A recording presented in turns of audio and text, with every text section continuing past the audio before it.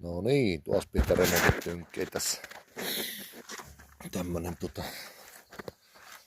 Einhelin pikkuaggregaatti, eli 230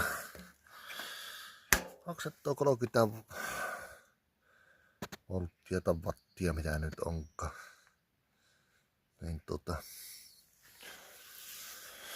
oli tämmönen peli.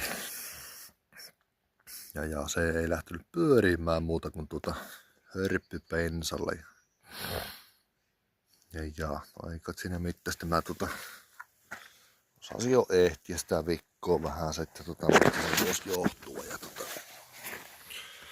tuossahan on tuo Haasarin kuppi tämä ja tämä kun ottaa irti, eka ottaa nämä kotelo ottaa pois ja kaasari ottaa pois tuosta ja siinä on 20 mm pulttia tai mutteria. Ja kun ottaa pois, niin silloin rupeaa tää kaasarin runko lähtemään irti ja tosiaan ottaa tämän kupin pois tästä ja siinähän sitten aukkii semmonen putkilomalli, missä on se pääsuuti. Sen alla on semmonen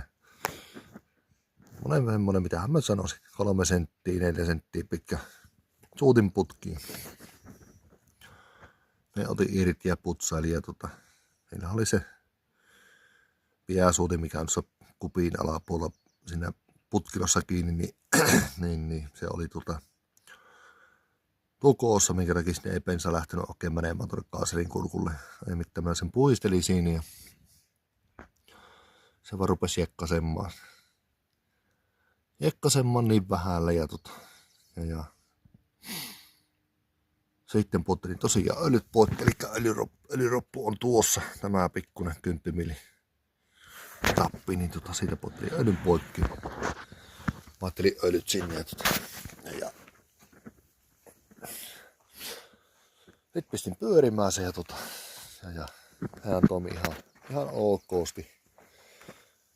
Pikkurälläkkä toimi hyvin, siinä ei ollut mitään ongelmaa. Sitten kokkelin ison poirälläkkä, niin se vähän takertelloo siinä, mutta eipä sitä isoon käyttöön tarkoitettukaan.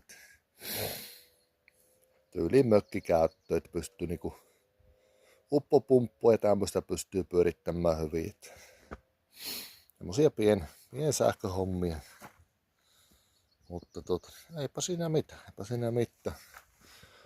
Taas tuli yksi aggregaatti kuntoon aika pienellä vaivalla loppupelissä. Siinä toimii kaikki nuo virtalukot ja agri lähtöä pyörimään ja sammuu virta-avaimesta.